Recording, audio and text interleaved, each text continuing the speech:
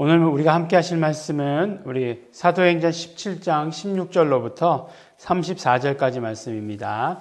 우리 함께 읽겠습니다.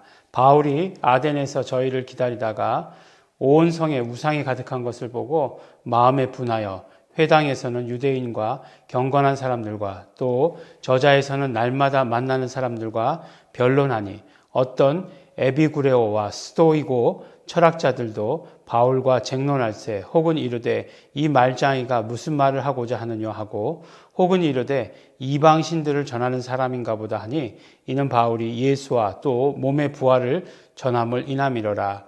붙들어 가지고 아레오바고로 가며 말하기를 우리가 너의 말하는 이 새 교가 무엇인지 알 수 있겠느냐. 내가 무슨 이상한 것을 우리 귀에 들려주니 그 무슨 뜻인지 알고자 하노라 하니 모든 아덴 사람과 거기서 나그네 된 외국인들이 가장 쇠로 되는 것을 말하고 듣는 것 외에는 달리 시간을 쓰지 않음이더라. 바울이 아레오바고 가운데 서서 말하되 아덴 사람들아 너희를 보니 범사의 종교성이 많도다. 내가 두루 다니며 너희의 위하는 것들을 보다가 알지 못하는 신에게라고 새긴 단도 보았으니 그런즉 너희가 알지 못하고 위하는 그것을 내가 너희에게 알게 하리라. 우주와 그 가운데 있는 만유를 지으신 신께서는 천지의 주제시니 손으로 지은 전에 계시지 아니하시고 또 무엇이 부족한 것처럼 사람의 손으로 섬김을 받으시는 것이 아니니 이는 만민에게 생명과 호흡과 만물을 친히 주시는 자이심이라. 인류의 모든 족속을 한 혈통으로 만드사 온 땅에 거하게 하시고 저희의 연대를 정하시며 거주의 경계를 하나셨으니 이는 사람으로 하나님을 혹 더듬어 찾아 발견케 하려 하심이로되 그는 우리 각 사람에게서 멀리 떠나 계시지 아니하도다. 우리가 그를 힘입어 살며 기동하며 있느니라. 너희 시인 중에도 어떤 사람의 말과 같이 우리가 그의 소생이라 하니 이와 같이 신의 소생이 되었은즉 신을 금이나 은이나 돌에다 사람의 기술과 고안으로 새긴 것들과 같이 여길 것이 아니니라. 알지 못하였던 시대에는 하나님이 허물치 아니하였거니와 이제는 어디든지 사람을 다 명하사 회개하라 하셨으니 이는 정하신 사람들로 인하여 천하를 공의에 심판할 날을 작정하시고 이에 저를 죽은 자 가운데서 다시 살리신 것으로 모든 사람에게 믿을 만한 증거를 주셨음이라 하니라. 저희가 죽은 자의 부활을 듣고 혹은 기롱도 하며 혹은 이 일에 대하여 내 말을 다시 듣겠다 하니 이에 바울이 저희 가운데서 떠나매 몇 사람이 그를 친하여 믿으니 그중 아레오바고 관원 디오니시오와 다말이라 하는 여자와 또 다른 사람들도 있었더라. 아멘. 네, 오늘 우리가 또 길게 말씀을 함께 읽었습니다. 이제 이 말씀은 어디에서 있었던 일이냐면 이제 그 아덴이라고 하는 곳 어디죠? 우리가 잘 알죠. 아테네. 예. 그러니까 마게도니아의 아테네죠. 근데 이제 지금의 어디죠? 그리스. 예. 그리스 아테네가 지금의 그리스의 수도 아닙니까? 뭐 근대 올림픽의 발상지, 뭐 아테네 그러면 굉장히 유명하잖아요. 그래서 뭐 굉장한 유적지들이 많이 있는 그런 곳이죠. 가봤을까요? 네, 한 번도 못 가봤죠. 예, 그러면서도 이렇게 이제 얘기하는데 이제 이곳에 이르게 된 것은 무엇 때문이었죠? 그 전에 바로 데살로니가와 베레아에서 복음을 전하다가 쫓겨나게 되었죠. 그래서 이제 막 이제 데살로니가 사람들이 험악해가지고 막 이제 바울을 이렇게 막 쫓아내가지고 거의 뭐 쫓겨나다시피 해가지고 이제 베레아에서 바닷가 쪽으로 가서 배를 타고 이 아테네로, 아테네는 베레아로부터 이제 아주 밑에 남쪽이죠. 남쪽에 있는 그런 도시입니다. 그런 도시. 그리고 지금도 유명한데 그때도 유명했다. 그러니까 굉장히 큰 도시였다. 이렇게 말씀하고 있는 거죠. 근데 보니까 지금 같이 함께 갔던 동역자들이 누구죠? 그 바울과 선교 여행을 같이 다니는 동역자. 우리가 신라, 예, 알 수 있었고, 그 다음에 또 누가 있었죠? 디모데가 함께 다니고 있었죠. 그래서 이제 그들에게 미처 함께 가지도 못할 만큼 급박하게 바울이 먼저 오고 기별을 넣었죠. 내려오라 라고 이렇게 얘기하고 있었습니다. 그래서 그 배경을 말하는 거예요. 저희를 기다리다가 누굴 기다렸는가? 우리 이제 관심 없이 지나가는데 그 전 구절에 그렇게 나오죠. 그러니까 또 이 전 구절을 얘기하면서 지금 이게 사도 바울의 2차 전도 여행 중에 일어난 일이다. 그것도 얘기하는 거죠. 2차 전도 여행은 이제 아시아에서 마게도니아, 그러니까 유럽으로 첫 전도가 이루어지기 시작한 때다. 이렇게 말씀드리지 않았습니까? 그래서 빌립보 지났고요. 넘어와서 빌립보, 데살로니가, 그 다음에 베레아, 그 다음에 배를 타고 밑으로 어디까지요? 아테네까지, 아덴까지 내려오게 되었다. 이렇게 얘기합니다. 근데 이렇게 돌아보다 보니까 어떤 곳이었느냐? 그곳이 우상이 가득한 것을 보고 온 성에 우상이 가득했다. 이렇게 얘기합니다. 그러니까 뭐 아테네 그러면 뭐 신들의 도시 이렇게 얘기하는데 우리 좋게 얘기해서 신들의 도시고 우리 사도 바울이 보기에는 어떤 거죠? 우상이 가득한 거였죠. 그러니까 신이 가득한 곳이었죠. 우리 남미에 가보면 그런 나라들 있지 않습니까? 사람의 인구보다 소의 수가 더 많다. 뭐 이런 그런 데 있잖아요. 뭐 몽골도 그렇죠. 소나 양이 훨씬 더 많다. 뭐 그런 건 충분히 우리가 이해하는데 근데 아테네는 어떤 곳이었느냐? 사람 수보다 신의 수가 더 많았다. 뭐 이렇게 이야기하는 것이에요. 그러니까 사람 수보다 우상의 수가 더 많았다. 그래서 어떤 단은 보니까 돌아보다 보니까 어떻게 해요? 뭐 이름을 알지 못하는 신에게 라고까지도 이렇게 새겨져 있는 것들을 보았다라고 이렇게 사도 바울이 이야기를 합니다. 그래서 이제 거기서 이제 주로 이제 복음을 전하는데 어디서 전하죠? 아레오바고라고 하는 곳에 가서 이제 전합니다. 아레오바고 그곳에 가서 전하는데 보니까 막 이제 어떤 사람들하고 막 이렇게 디베이트가 붙었죠. 막 그 쟁론을 하는 거죠. 예. 에비구레오와 스토이고 철학자들 이렇게 얘기합니다. 근데 이제 저희가 이제 학교에서 이걸 배울 때는 뭐 에피쿠로스 학파, 그 다음에 스토아 학파 뭐 이렇게 배웠습니다. 그러니까 뭐 그런 말씀도 이렇게 들은 기억나죠? 에피쿠로스 학파, 그 다음에 스토아 학파. 에피쿠로스 학파는 또 잘 모르겠는데 스토아 학파는 그래도 좀 알겠다. 뭐 이런 분들도 계실지도 모르겠어요. 에피쿠로스 학파라고 하는 것, 뭐 철학의 학파죠. 에피쿠로스라고 하는 사람으로부터 시작한 철학의 어떤 주류 뭐 학파죠. 어떤 그런데 뭐 이제 쾌락주의 뭐 이런 것들을 주로 했다 이렇게 얘기하는데 이제 거기서 말하는 쾌락이라고 하는 것이 단순히 뭐 육체적인 그런 어떤 쾌락이 아니라 철학을 하는 것이 가장 즐거움이고 행복이다라고 이렇게 이야기한 그런 행복, 그런 쾌락을 이야기하는 거죠. 스토아 학파의 영향은 뭐 지금까지라고도 말할 수 있습니다. 왜냐하면 스토아 학파 우리가 잘 아는 노래 중에 최근에 그 누구죠? 가수 김연자 씨가 부른 노래 중에 아모르 파티라는 노래가 있습니다. 아모르 파티.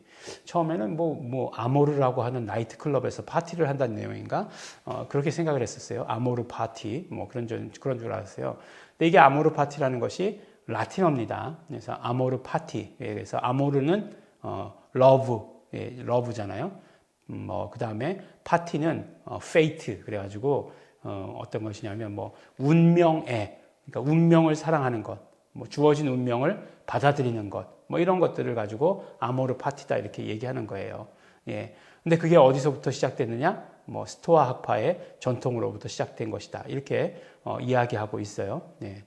그러니까 어떤 면으로 이야기하면 운명을 받아들이는 것, 뭐 운명에 대해서 슬퍼하거나 할 수도 있는데 그것은 슬퍼하는 것이 어떤 그 자동적으로 이루어지는 것이 아니라 어떤 감정이나 이런 모든 것들을 다 선택하는 것이다.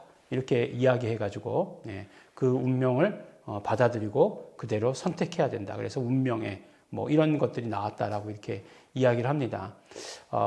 기독교적일까요? 네. 아닐지도 모르겠습니다. 그러나 어쨌든지 간에 왜 이런 말씀을 드리냐면 그렇게 그런 어떤 그 성경에 나오는 이 스토아 학파 이런 것들이 우리하고 완전히 무관하지 않다는 거예요.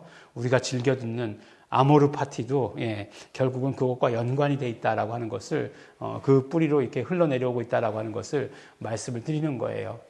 근데 그때 당시 그랬던 사람과 누가요? 바울이 서로 이제 뭐 이야기를 하고 쟁론을 했다라고 이렇게 이야기를 합니다.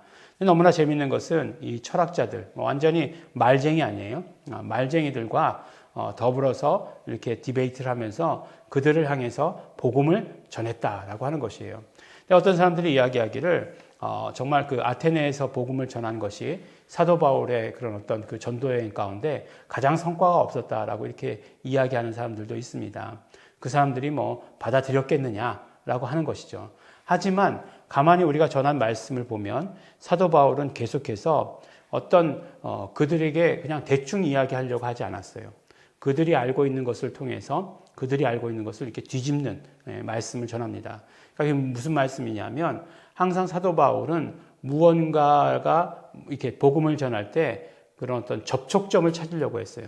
그러니까 뭐 어떤 공통점을 가지고 이제 이야기를 하는 거죠. 그러니까 말의 실마리라고 얘기하죠. 복음을 풀어나가는 실마리가 있어야 되잖아요. 그것을 언제나 찾으려고 노력했어요. 그러니까 대원칙이 첫 번째로 유대인의 회당을 찾는 곳이었잖아요. 유대인의 회당에 제일 먼저 들어갔고 그런 것이 없을 땐 기도처를 찾았고 이것처럼 그냥 그것도 아니고 그것도 저것도 아닐 때는 이렇게 부딪혔지만 그렇게 부딪히면서 처음에는 화가 났죠. 마음에 분하여 이렇게 이 우상의 도시다라고 하는 것으로 분했지만 그것을 누르고 그 다음에 접촉점을 찾죠.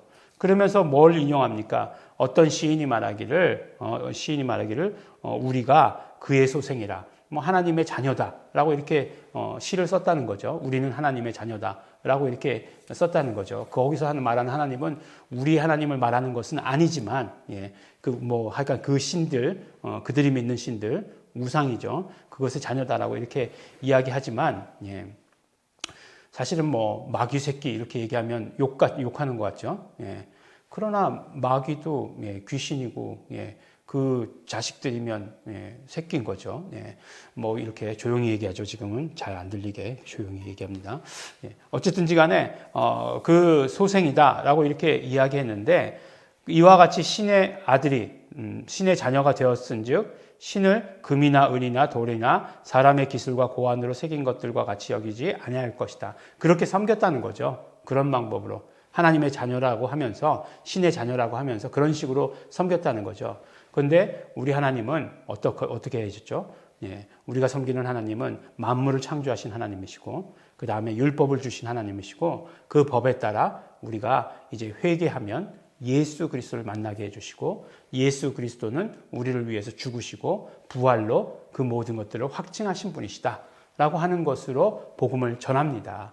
그러니까 흔들리지 아니하고 계속해서 그들에게 다가갈 수 있는 말로 그렇게 전하는 것을 보게 돼요. 그러니까 사도 바울은 이런 곳에서도 저런 곳에서도 이런 사람에게도 저런 사람에게도 다 복음을 전할 수 있는 그런 유연함과 능력을 가지고 있었다라고 이렇게 말씀하는 거죠. 그럼에도 불구하고 하나 변하지 않는 것은 복음의 핵심, 그가 말하고자 하는 그 복음의 핵심은 언제나 예수 그리스도에 대한 그 복음의 핵심은 흔들리지 않았다. 예수 그리스도 십자가에 죽으시고 우리의 죄를 위해서 죽으시고 부활하신 분이시다. 그 부활을 나는 증거한다라고 하는 것에서는 흔들리지 않은 분이에요. 그리고서 마지막에 얘기하죠. 몇 사람이 그를 친하여 믿으니 그중 아레오바하고 관원 디오니시오와 다말이라 하는 여자와 또 다른 사람들도 있었더라라고 이렇게 이야기를 합니다. 아테네에 교회가 세워지지 않았을까요? 세워졌어요. 교회가 세워졌어요. 왜냐하면 역사적인 기록에 디오니시오가 바로 그 아테네의 일대 교주다라고 이렇게 얘기하고 있거든요. 그러니까 분명히 이곳에도 교회가 세워졌던 것을 우리에게 말씀해 주시고 계시고 또 이 복음의 일을 하는 데 있어서 이 사람들은 꽤 권력이 있는 사람들이고 그 당시의 권력은 부와 동일한 것이었잖아요. 권력과 부가 있는 사람들이었기 때문에 굉장히 사도 바울의 그런 모든 복음 사역을 도왔을 것이다 라고 하는 것을 우리가 알게 되는 것입니다.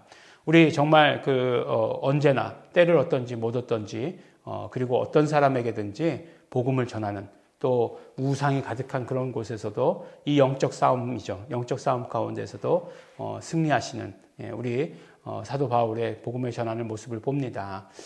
우리의 시대가 어떨까요? 우리의 시대가 아테네보다 더하면 더했지 못한 곳은 아니라고 생각합니다. 그럼에도 불구하고 어떤 면으로 이 철학자들은 다른 사람의 이야기를 들으려고 하는 귀는 열고 있었을지도 모르는데 지금 이 시대의 사람들은 귀를 열려고 하지 않아요. 어떤 어려움을 닥치지 않으면 정말 그 하나님의 존재에 대해서 생각해 보려고 하지 않습니다. 그 어려움이라고 하는 것도 지금은 뭐 물질적인 것이 너무나 커요. 네. 이때에 우리가 어떻게 복음을 전해야 할 것인가.